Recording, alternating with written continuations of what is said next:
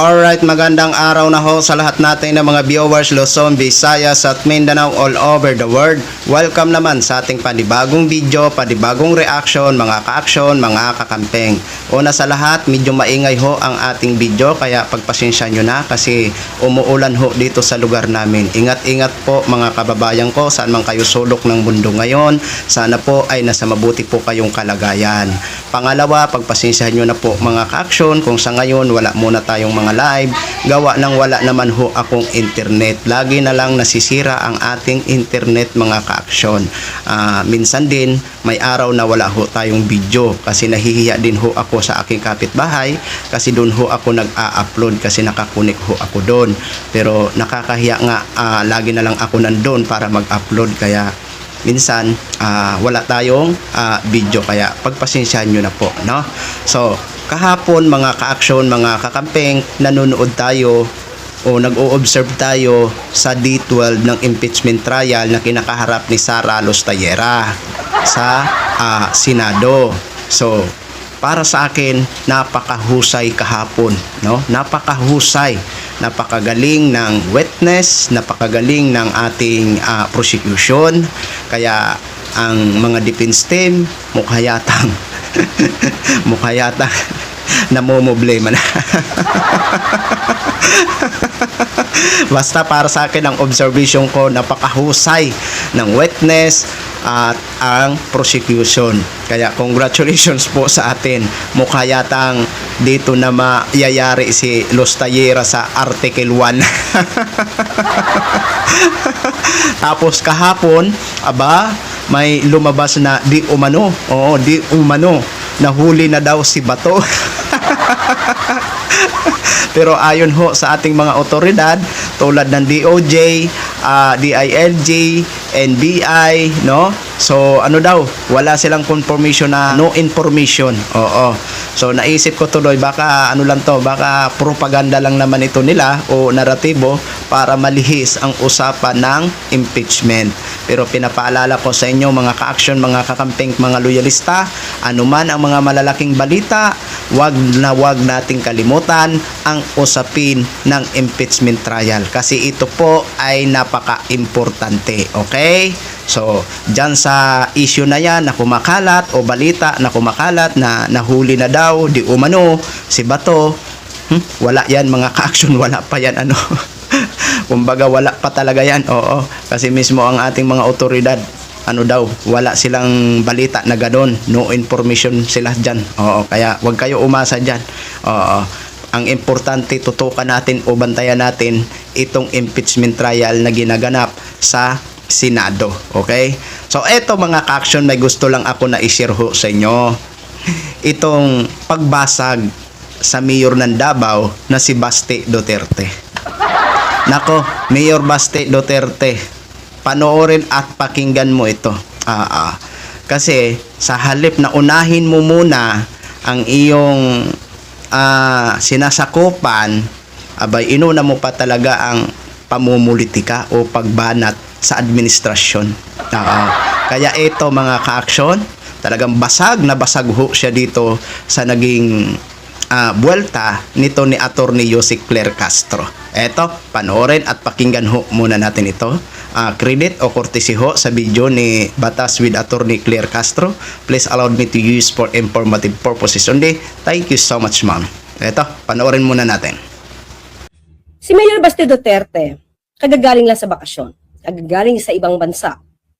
Instead na unahin ang kapakanan ng mga constituents sa Davao City dahil nakakaranas sila ng pagbabaha, inuna pa talaga ang pamumulitika.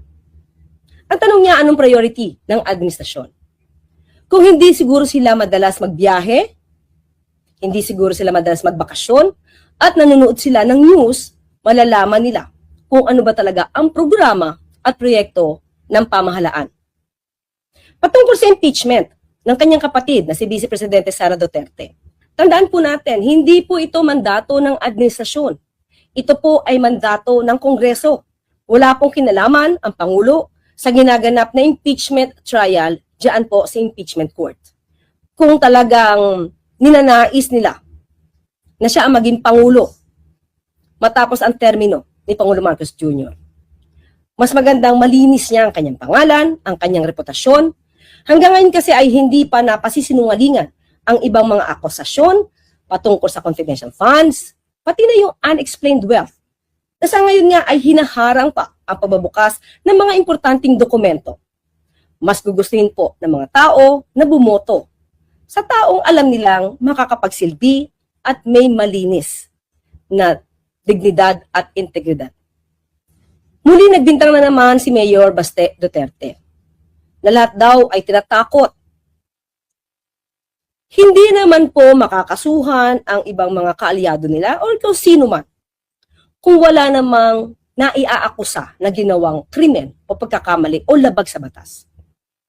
Hindi lamang mga kaalyado ng mga Duterte ang nasasampahan ng kaso. Nauna na nga po ay kaalyado ni Pangulo Marcos Jr. Nauna pa po siyang sampahan ng kaso. Dahil sa Pangulo po kung saan ang ebidensya, doon lamang po dapat pagbasihan. Ayan na, Baste.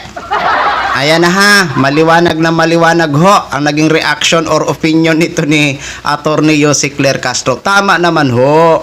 Instead na unahin mo muna yung mga nangyayari doon sa syudad mo sa Davao City kasi nga nagkaroon ng pagbaha, inuna mo pa talaga ang kung mga patutsada mo sa administrasyon. Oo.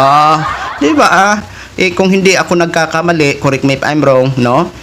Nung nagkaroon ng pagbaha, ewan ko lang ha, di po ako sigurado kung nasa ibang bansa si Baste. Oo, tapos pagdating niya nga, eto na, bumanat na sa administrasyon. Di ba? Dapat unahin nyo muna ang problema nyo doon sa Davao kasi nagkaroon ng pagbaha. Oo, di ba? Hindi yung unahin mo agad ang pagbanat sa administrasyon. Oo, di ba? Yan ba yung kung halimbawa may kumakalat sa social media na kung makunbik daw ito si Lustayera, ang pambato nila si Baste. Paano ka naman iboboto, Baste, ng buong Pilipinas? Kung ngayon pa lang, panay ka na paninira sa administrasyon. Oo, dapat pukusan mo na lang yan ang Davao City. Oo. Kaisa ba naman, banat ng banat ka sa administrasyon. Di ba? Kasi ayon sa mga kumakalat sa social media na kung makunbik si Lustayera, ikaw daw ho ang pambato. Nako.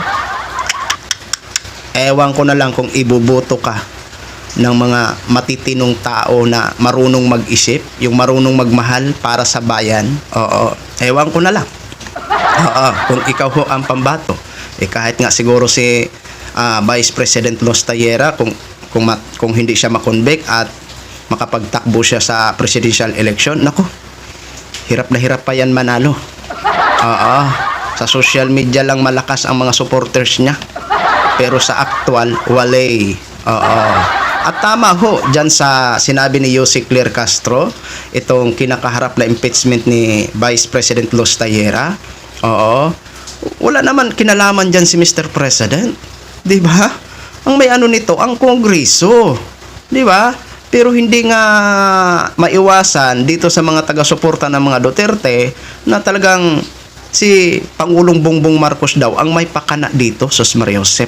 Yan ang kanilang iniisip. Pero kung isipin natin ng mabuti, sino ba ang nag-ano ng mga article of impeachment? Di ba ang Kongreso? Oo. Pero ganun talaga ang isip nila, wala tayong magagawa. 'Di ba? At dito sa mga pinapakulong, tama ang sinabi ni Yossi Claire Castro. May reklamo laban sa kanila, 'di ba? Kaya ang iba nakukulong.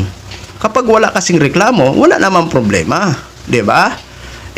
Kung may reklamo, may isinampang reklamo laban sa iyo, wala kang magagawa kung hindi harapin mo, 'di ba? At dito sa tingin ko, sabi ko nga sa administrasyon na to, walang pinipili, kaalyado ka man o hindi. Kung ikaw ay may paglabag, no, ay dapat mo talagang harapin. 'Di ba? Pero ganun pa man, wala tayong magagawa kasi alam naman po natin ito si Mayor Baste.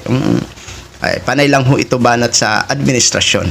Pero tulad ng sinabi ni Yossi Claire Castro, tama yung sinabi niya, instead na unahin mo muna yung problema sa Davao kasi nagkaroon ng pagbaha. Oo, pero ang inuna mo pa, ang pamumulitika. Yung kay Yossi Claire. Agree po ako dyan. So yun lang ho mga ka-action, mga kakamping, no? Gin-share ko lang ho sa inyo yan. Maraming salamat ho sa ating mga viewers Luzon, Visayas at Mindanao all over the world. Ako po ang inyong lingkod, si Action Man. Have a good day, everyone!